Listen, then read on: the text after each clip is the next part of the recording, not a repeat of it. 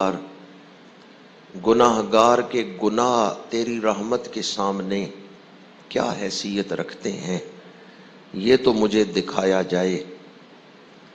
انہیں ایک منظر دکھایا گیا، سمندر ہے، اس کے کنارے ایک درخت ہے، اس درخت پر ایک چڑیا بیٹھی ہوئی ہے، اس چڑیا کے منہ میں ریت کا ایک ذرہ ہے۔ وہی نازل ہوئی کہ اللہ کی رحمت کو سمجھنا ہے تو یوں سمجھو کہ یہ سمندر اللہ کی رحمت ہے، یہ درخت دنیا ہے، یہ چڑیا دنیا میں انسان ہے، اور اس چڑیا کے منہ میں جو ریت کا ذرہ ہے وہ اس کا عمل ہے۔ تو جس طرح یہ ریت کا ذرہ اس سمندر کے سامنے کوئی حیثیت نہیں رکھتا، اسی طرح انسان کے گناہ اللہ کی رحمت کے سامنے کوئی حیثیت نہیں رکھتا۔ رحمت دا دریا الہی تے ہر دم وگدا تیرا، جے ایک قطرہ بخشے مینوں کم بن جاندا اے میرا۔ اشرائے رحمت ہے تو رحمت کے طالب بن کے بیٹھے، رب اغفر وارحم وانت خیر الراحمین۔ اللہ رحمان ہے، اللہ رحیم ہے، ارحم الراحمین ہے، خیر الراحمین ہے۔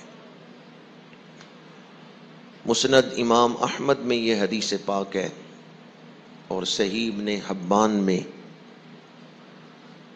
حضرت ابو امامہ رضی اللہ تعالی عنہ حضور کی بارگاہ میں حاضر ہوئے۔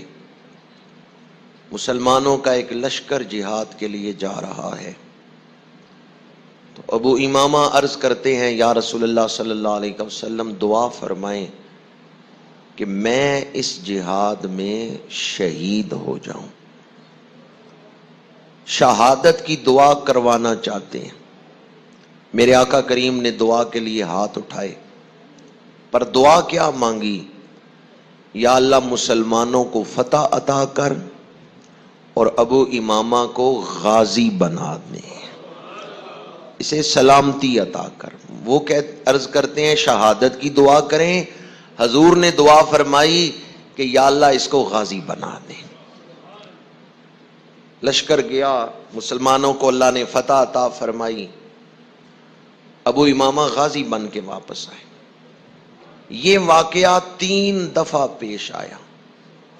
حضور لشکر اسلام کو بھیجتے ہیں، ابو امامہ حاضر ہوتے ہیں، یا رسول اللہ دعا کریں میں شہید ہو جاؤں، اور ہر دفعہ حضور یہی دعا فرماتے ہیں کہ یا اللہ اس کو غازی بنا دیں۔ یہ سلامتی کے ساتھ واپس آئے۔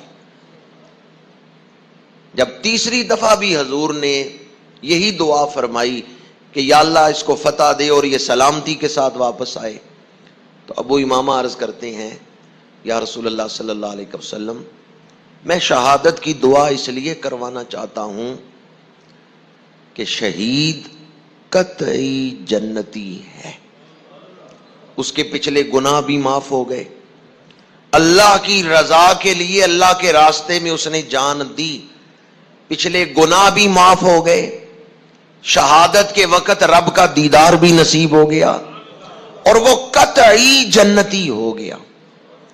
یا رسول اللہ میں قطعی جنتی بننا چاہتا ہوں، اس لیے میں شہادت کی دعا کروا رہا تھا۔ اب مجھے کوئی ایسا عمل بتائیں جو عمل میں کروں تو میں قطعی جنتی ہو جاؤں۔ حضور نے فرمایا جاؤ اللہ کی رضا کے لیے روزہ رکھو، یقین کرنا تم جنتی بن چکی ہو۔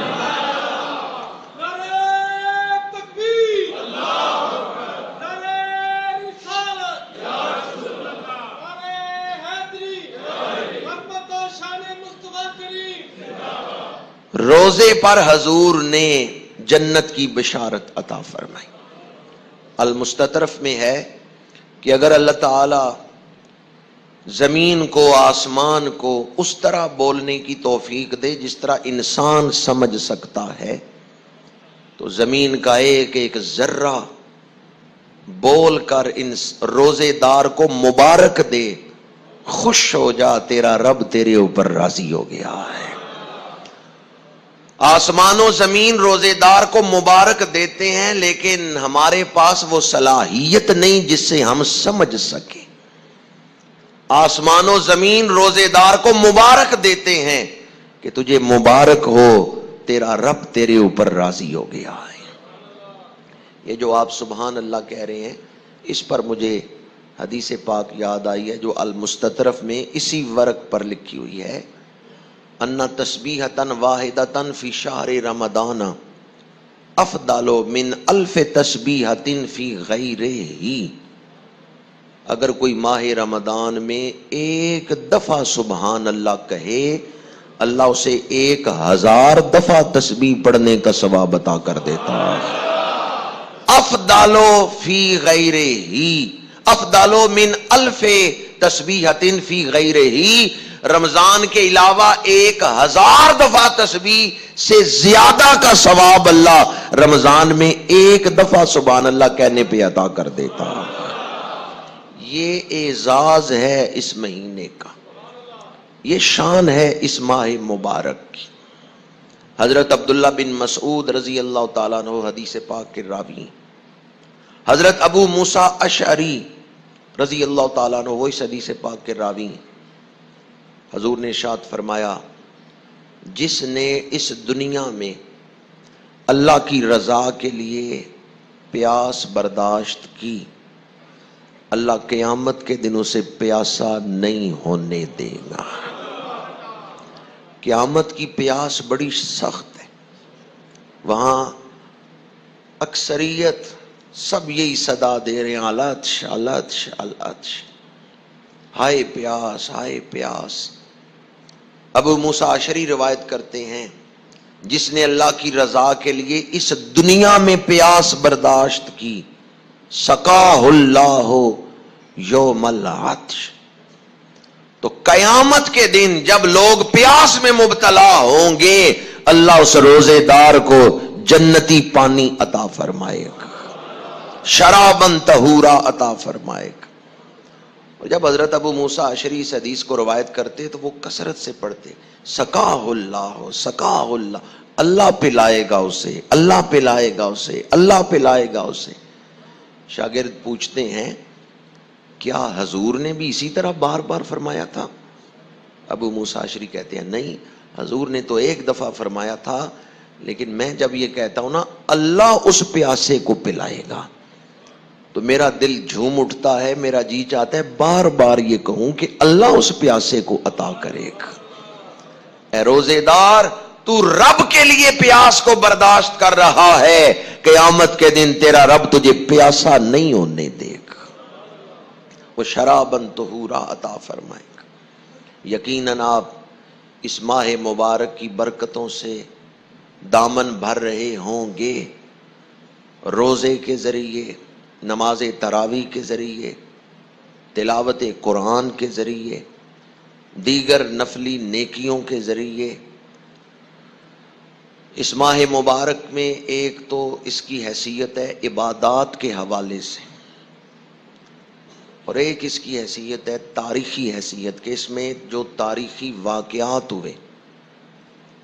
آج 9 رمضان المبارک ہے، کل کا دن جو آ رہا ہے 10 رمضان المبارک، اس کی 2-3 خاص تاریخی اہمیتیں ہیں۔ ایک تو فتح مکہ کو بھی اس سے نسبت ہے، اور ایک اس کی نسبت یہ ہے کہ ام المومنین محسنہ اسلام حضرت سیدہ خدیجۃ الکبریٰ رضی اللہ تعالی عنہا، آپ کا وصال پاک 10 رمضان المبارک کو ہوا تھا۔ اس سال کو ہی سیرت میں عام الحزن کا نام دیا گیا ہے، غم والا سال، عام الحزن۔ ام المومنین محسنہ اسلام حضرت سیدہ خدیجۃ الکبریٰ رضی اللہ تعالی عنہا ہم سب کی روحانی ماں ہے، ہر مومن کی روحانی ماں ہے۔ ماں کا یوم وصال آئے تو اولاد صرف نظر کر سکتی ہیں، ہم تو اس در کے ریزہ خار ہیں، خادم ہیں، نوکر ہیں۔ اس لیے میں آپ کی خدمت میں عرض کروں گا کہ آج جمعۃ المبارک کے بعد بھی اور کل بھی ام المومنین کو ایصال ثواب کریں۔ آپ محسنائے اسلام ہیں، پہلی مومنہ ہیں۔ حضور پر وحی نازل ہوئی، آپ گھر تشریف لائے تو سب سے پہلے کلمہ پڑھنے کا شرف حضرت ام المومنین کو حاصل ہوا ہے۔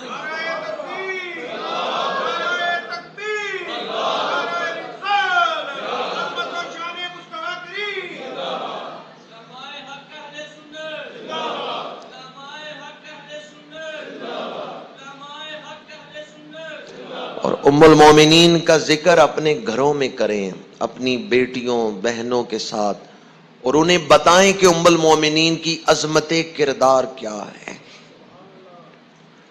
اپنی خواتین کی دینی تربیت یہ ہماری ذمہ داری ہے، اور ہم اس سے غافل ہیں، اس کی طرف ہمارا دھیان نہیں۔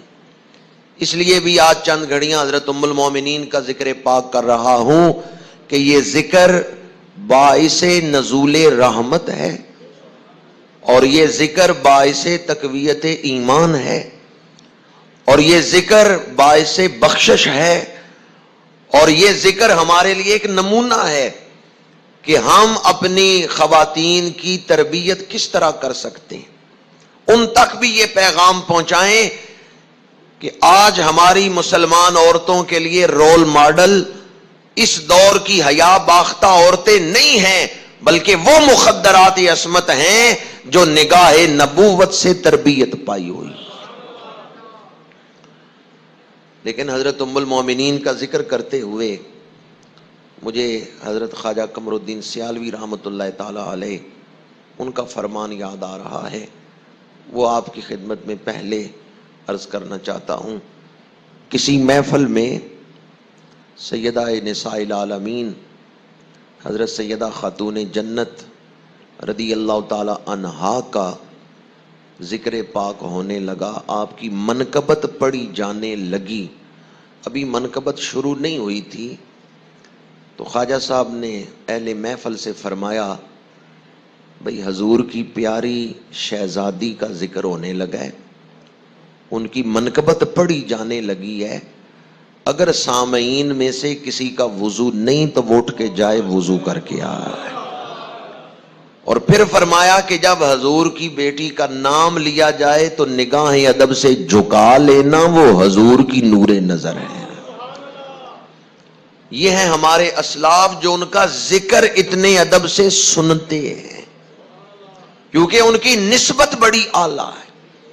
تو آج جس ہستی کا ذکر ہم کر رہے ہیں یہ محسنہ اسلام، اعلیٰ حضرت نے ان کا ذکر کیا تو اعلیٰ حضرت فرماتے ہیں، سیما پہلی ماں کاف امن و امان، حق گزارے رفاقت پہ لاکھوں سلام۔ حق گزارے رفاقت، اعلان نبوت کے بعد 10 نبوی تک امام الانبیاء صلی اللہ علیہ وآلہ وسلم کی خدمت کا حق ادا کر دیا حضرت خدیجہ الکبریٰ رضی اللہ تعالیٰ عنہ۔ اس لیے اعلیٰ حضرت لکھتے ہیں، سیما پہلی ماں کاف امن و امان، حق گزارے رفاقت پہ لاکھوں سلام۔ ام المومنین کا تعلق حضور کے خاندان پاک سے ہی تھا۔ ام المومنین کے والد خویلد ہیں، وہ بیٹے ہیں اسد کے، اسد بیٹے ہیں عبدالعزیٰ کے، اور عبدالعزیٰ بیٹے ہیں قصی بن کلاب کے۔ یہ قصی بن کلاب جو ہیں ان سے حضور کا شجرہ اور ام المومنین کا شجرہ آپس میں مل جاتا ہے۔ دور جاہلیت میں حضرت خدیجہ الکبریٰ رضی اللہ تعالی عنہا کا لقب تھا طاہرہ۔ کس دور میں؟ راستہ گرد و غبار سے اٹا ہوا ہے، گرد و غبار انتہا درجے کی ہے راستے میں، کوئی اس راستے سے گزرے لیکن اس کے چہرے پر ایک ذرہ بھی گرد نہ پڑے، اس کے لباس پر ایک ذرہ بھی گرد نہ پڑے، کمال ہے یا نہیں؟ اس دور میں معاشرے کی حالت کیا ہے اور ان ہستیوں کا کردار کیا ہے؟ معاشرہ تاریکی میں ڈوبا ہوا ہے، پر یہ ہستیاں اس دور میں بھی چمک رہی، ان کی عظمت اس دور میں بھی مسلمہ ہے۔ اس لیے میں کہتا ہوں یہ چنی ہوئی ہستیاں ہیں، یہ منتخب لوگ ہیں جنہیں اللہ نے چن لیا اپنے محبوب کی خدمت کے لیے۔ یہ انتخاب الہی ہیں جنہیں اللہ نے اپنے محبوب کے قرب کے لیے اور خدمت کے لیے چنا ہے۔ ام المومنین حضرت سیدہ خدیجہ الکبریٰ رضی اللہ تعالی عنہا دور جاہلیت میں بھی طاہرہ کا لقب رکھتی تھی۔ پھر آپ نے خواب دیکھا، آسمان کا چاند میرے گھر اتر آیا ہے اور میرے گھر سے پوری دنیا میں نور پھیل رہا ہے۔ آپ کے چچا زاد بھائی ورقہ بن نوفل، وہ عیسائیوں کے بہت بڑے عالم تھے، ان کے پاس آپ تشریف لے گئیں، ان کو خواب سنایا تو ورقہ بن نوفل نے کہا کہ اگر آپ نے یہ خواب دیکھا ہے تو پھر مبارک ہو، خاتم النبیین کی آپ زوجہ بنیں گی۔ جو امام الانبیاء ہیں، جو خاتم النبیین ہیں، ان کی زوجیت میں آپ آئیں گی، ان کے حرم میں آپ داخل ہوں گی، آپ کے گھر سے پھر دنیا کو ہدایت کا نور ملے گا۔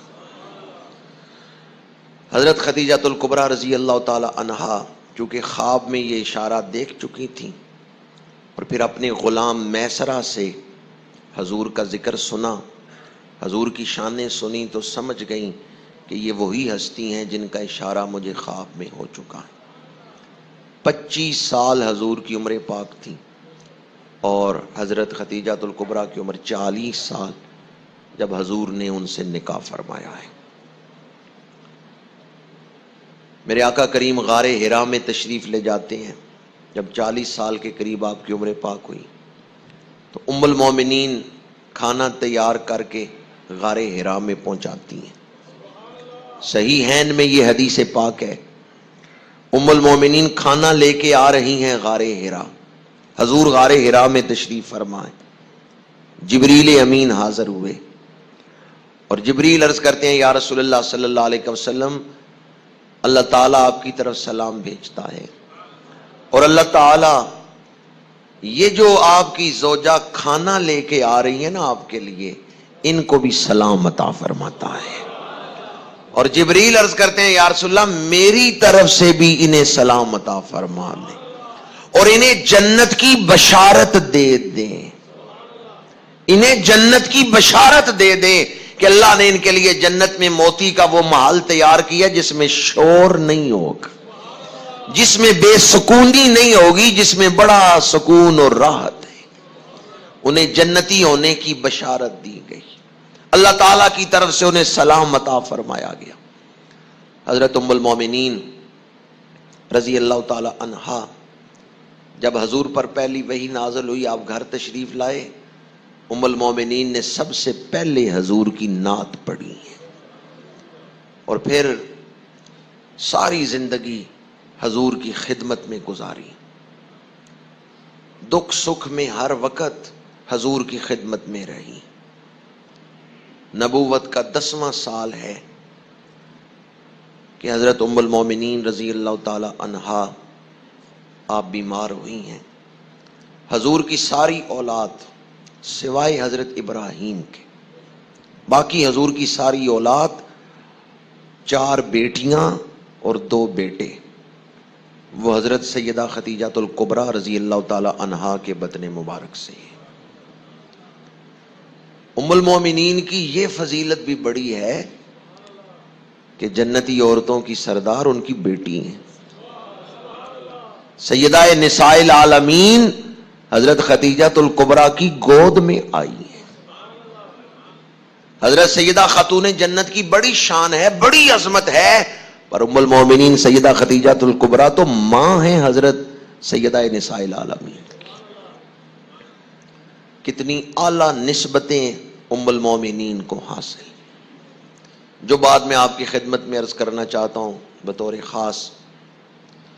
جب وصال کا وقت قریب آیا تو ام المومنین نے اپنی بیٹی حضرت خاتون جنت کو بلا کے فرمایا کہ جب میرا وصال ہو جائے تو میرے وصال کے بعد حضور کی خدمت میں میری یہ خواہش عرض کرنا، میری یہ خواہش بیان کرنا، خود نہیں عرضی پیش کر رہی، خود نہیں اپنی خواہش کا اظہار کر رہی، بلکہ اپنی بیٹی کو وسیلہ بنا رہی ہیں، ذریعہ بنا رہی ہیں۔ خود کیوں نہیں عرض کر رہی؟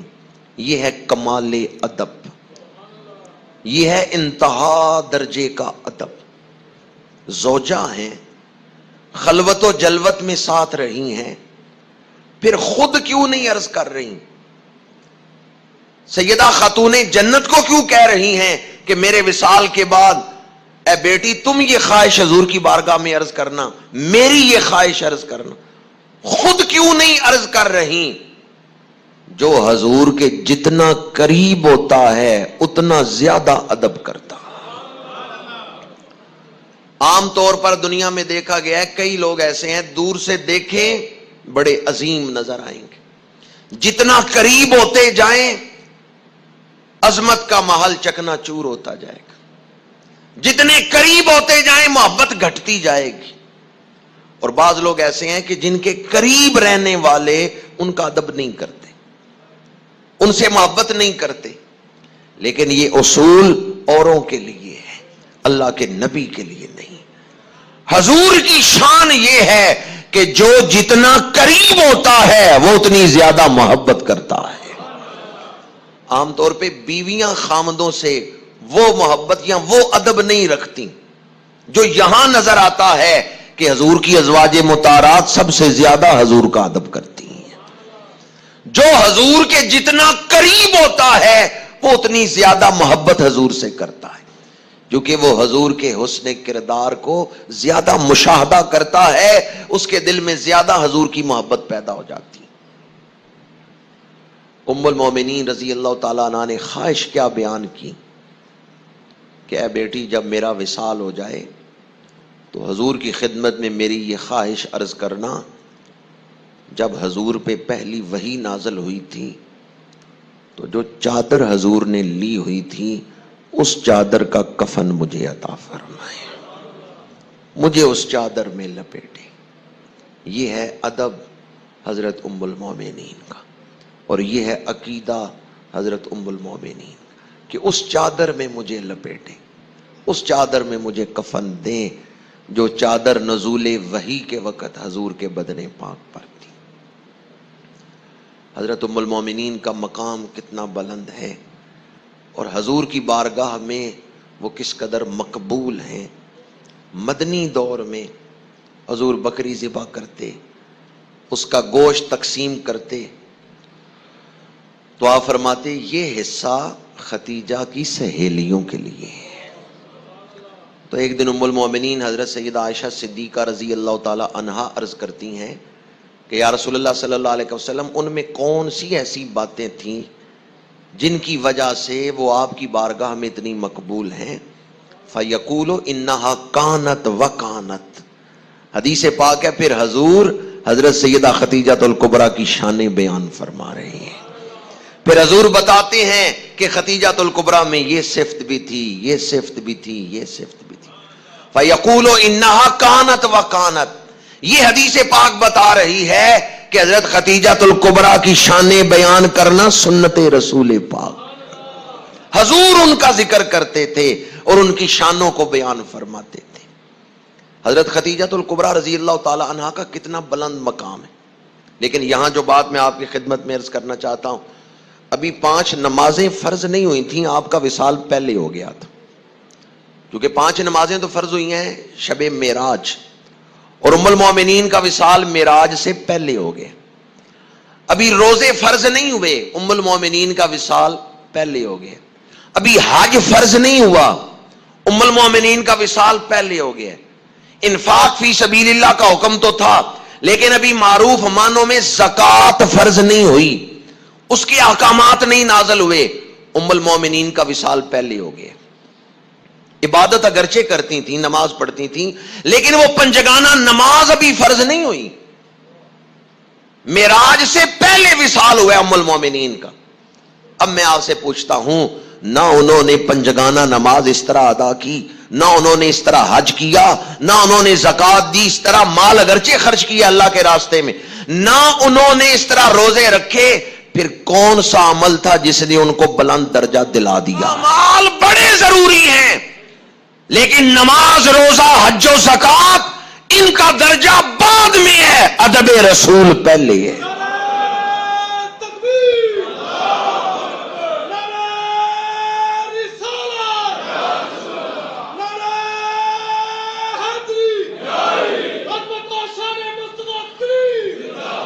نماز اچھی، روزہ اچھا، زکات اچھی، حج اچھا، مگر میں باوجود اس کے مسلمان ہو نہیں سکتا، نہ جب تک کٹ مروں کھا جائے بتا کی عزت پر، خدا شاہد ہے کامل میرا ایمان۔ اگر ادب رسول نہیں ہے تو کچھ بھی نہیں ہے، اعمال کا مقام بعد میں ہے، عقیدہ پہلے ہے، ایمان پہلے ہے، ادب پہلے ہے۔ ادب ہے تو سب کچھ ہے، ادب نہیں تو کچھ بھی نہیں ہے۔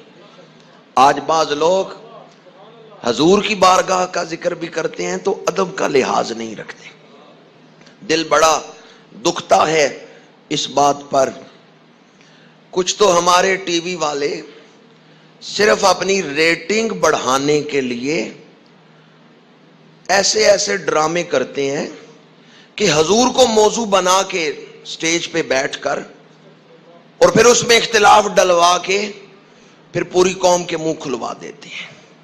پچھلے سال بھی انہوں نے اس طرح کیا کہ ایک موضوع پر انہوں نے اسی طرح موضوع کو اچھال دیا، اور اس سال بھی انہوں نے کیا ہے کہ ایک موضوع کو اچھال دیا ہے اور اس پر اپنے بگانے سب تبصرے کر رہے ہیں۔ بڑا دل دکھتا ہے جب بعض لوگ امام الانبیاء کے بارے میں اس موقع پر بے ادبی کر رہے ہیں، گستاخیاں کر رہے ہیں۔ وہ جو پہلے ہی گستاخ تھے پر منہ بند تھے، چھپے ہوئے تھے، ان کے منہ بھی وہ کھلوا دیتے ہیں، اور مقصد صرف اپنی اس ریٹنگ کو بڑھانا ہوتا ہے۔ میں ان سے کہوں گا خدا را اور کوئی طریقہ اختیار کر لو، حضور کی ذات کو یا مذہب کو موضوع بنا کر اپنے ٹی وی اسٹیشنوں کی ریٹنگ نہ بڑھاؤ۔ میں نام نہیں لینا چاہتا کہ کس نے اس طرح کیا ہے یا کون اس طرح کر رہے، پر یہ ضرور کہوں گا کہ ہمارے چیف جسٹس صاحب نے کہا تھا کہ ٹیلی ویژن پر رمضان کا احترام ہوگا اور عورتیں بھی بے پردہ ٹرانسمیشن نہیں چلائیں گی، لیکن وہ چل رہی ہیں یا نہیں چل رہی؟ انہوں نے احترام رمضان آرڈیننس کا کوئی لحاظ نہیں رکھا۔ سب سے پہلے ادب رسول ضروری ہے، اگر ادب نہیں تو اعمال کی کوئی حیثیت نہیں۔ آج اس دور میں دونوں چیزوں پر حملہ ہو رہا ہے، عقیدے پر بھی اور اعمال پر بھی۔ عقیدہ بھی برباد کیا جا رہا ہے، اعمال بھی میلے کیے جا رہے ہیں، اعمال صالحہ سے لوگوں کو دور کیا جا رہا ہے، نیکی کا تصور ہی مٹایا جا رہا ہے، گناہ قابل قبول بنائے جا رہے ہیں۔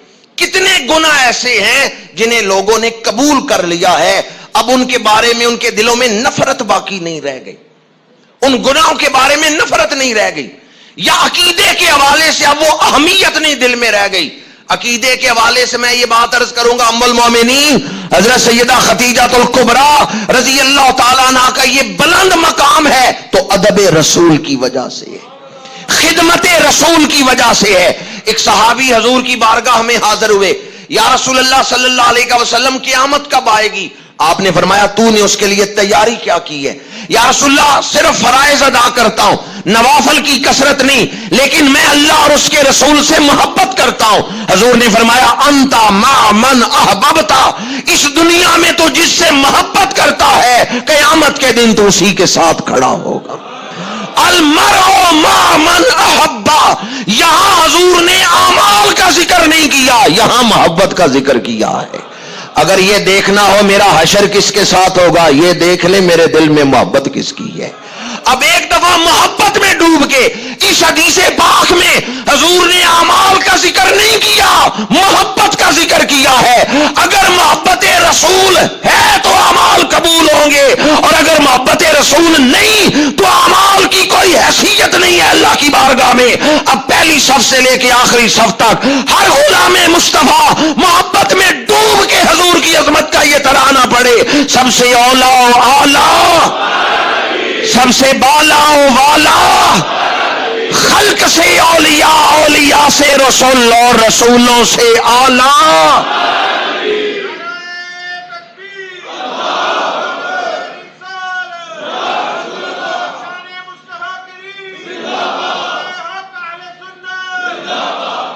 یہ تو عقیدے کی بات تھی، ادب رسول، محبت رسول، یہ بنیاد ہے۔ دوسری بات جو عرض کرنا چاہتا ہوں، اعمال کے حوالے سے حضرت ام المومنین کا کردار ہماری بہنوں بیٹیوں کے لیے نمونہ عمل۔ کچھ عرصہ پہلے امریکہ میں کچھ ابلیسی نمائندوں کی میٹنگ ہوئی، ان کا تھوڑا عرصہ ٹھہر جاؤ، تھوڑا عرصہ اور انتظار کر لو، تمہیں ڈھونڈنے سے بھی دنیا میں کوئی پاک دامن مرد، پاک دامن عورت نہیں ملے گی، سب کو ہم حیا سے محروم کر دیں گے۔ وہ میٹنگ کرتے ہیں نا، کتنا ایک ہم کامیاب ہوئے ہیں، تو ان میں سے ایک شخص نے اٹھ کے کہا کہ تھوڑا عرصہ اور انتظار کر لو، پھر تمہیں دنیا میں کوئی پاک دامن مرد، پاک دامن عورت نہیں نظر آئے گی، سب بے حیا بن چکے ہوں گے۔ اگرچہ ایسا ہوگا یا نہیں یہ تو اللہ بہتر جانتا ہے، لیکن وہ اس مشن پر کام کر رہے ہیں کہ ہم نے دنیا سے حیا کو ختم کرنا ہے۔ یہ شیطانی مشن ہے، یہ ابلیسی مشن ہے، اور اس میں وہ کتنے کامیاب ہیں یہ آپ لوگ بھی مجھ سے بہتر جانتے ہیں۔ ہمارے کون سے نوجوان ہیں جن کی جیب میں موبائل نہیں ہے، جن کا زیادہ وقت موبائل کی سکرین پر نظر جمائے ہوئے نہیں گزرتا؟ کس قدر دشمن کامیاب، اور وہ کہہ رہے ہیں تھوڑا عرصہ اور انتظار کر لو، ہم ان سب کو بے حیا بنا دیں گے۔ اسلام کا نام رہ جائے گا، حقیقت نہیں ہوگی۔ نام ہوگا اسلام کا، حقیقت نہیں ہوگی اسلام کی۔ میں آپ لوگوں کی خدمت میں عرض کروں گا، قرآن مجید نے عورتوں کو پردے کا حکم بعد میں دیا ہے، پہلے مردوں سے کہا ہے اپنی نگاہیں نیچی رکھو۔ کیا صرف عورتوں کو ہی پردے کا حکم ہے یا مردوں کو بھی حکم ہے کہ نگاہیں نیچی رکھو؟ جی، مردوں کو بھی حکم ہے۔ عورتوں کے لیے پردے کے احکامات ہیں، عورتوں کو وہ پردہ کرنا چاہیے، اگر نہیں کرتی تو حدیث پاک ہے قیامت کے دن بے حیا عورت کو گندک کا لباس پہنایا جائے گا، وہ آگ کو جلدی پکڑتا ہے۔ لیکن عورتوں کے لیے پردے کے احکامات بعد میں ہیں، پہلے مردوں کو حکم ہے تم اپنی نگاہ نیچی رکھو، پہلے مردوں کو حکم ہے تم اپنے کردار کو پاکیزہ رکھو اور اپنی نگاہ کو نیچا رکھو۔ اگر ہم اس حکم پہ عمل نہیں کرتے تو پھر بے حیائی پھیلانے میں ہم بھی ممد بن رہے ہیں، معاون بن رہے ہیں۔ وہ مبلغین جو ٹی وی پر بیٹھ کر عورتوں کے سامنے، جبکہ عورت جو وہ میزبان ہے اور وہ سوال پوچھ رہی ہے اور عالم دین جواب دے رہا ہے، شریعت مطہرہ اس کی بھی اجازت نہیں دیتی۔ شریعت مطہرہ نے تو مردوں کو نظریں نیچی کرنے کا حکم دیا، اور اگر کوئی دین کا نمائندہ بن کے جائے اور دیکھ عورت کے چہرے کو رہا ہو، وہ دین کی نمائندگی نہیں کر رہا۔ اب ہم کس دور میں جی رہے ہیں، اب ہم کس دور میں زندگی گزار رہے ہیں؟ دین کے نام پر ٹیلی ویژن پہ بیٹھ کر دین کیا دکھایا جا رہا ہے کہ نامحرم عورتوں کے چہرے دیکھ کے دین بیان کر رہے ہیں۔ میں ان علماء کو بھی کہوں گا، ان مبلغین کو بھی، خدا را رحم کرو اپنے آپ پر، خدا را فکر کرو اپنی آخرت کی، پہلے خود دین پہ عمل کرو۔ شریعت مطہرہ نے اس کی تو اجازت نہیں دی، اور مبلغ ٹی وی پہ بیٹھا اور غیر محرم عورتوں کو دیکھ کر ان کے سوالوں کے جواب دے رہا۔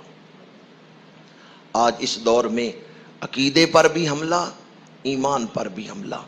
حضرت ام المومنین رضی اللہ تعالی عنہا کے ذکر پاک سے آج ہم ان دونوں چیزوں کی حفاظت، ایمان اور عمل، عقیدہ اور اعمال صالحہ، ان دونوں کے حفاظت کے لیے، ان دونوں کی حفاظت کے لیے تجدید عہد کرتے ہیں کہ انشاءاللہ العزیز جو ہمارا فرض ہے وہ ہم ادا کریں گے۔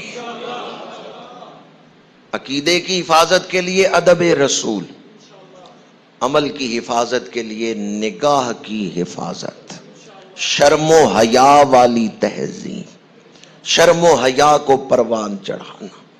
اگر آپ یہ دو کام کر لیں، ایک شرم و حیا، دوسرا ادب رسول، اس سے عقیدہ بھی محفوظ رہے گا اور عمل بھی پاکیزہ ہو جائے گا۔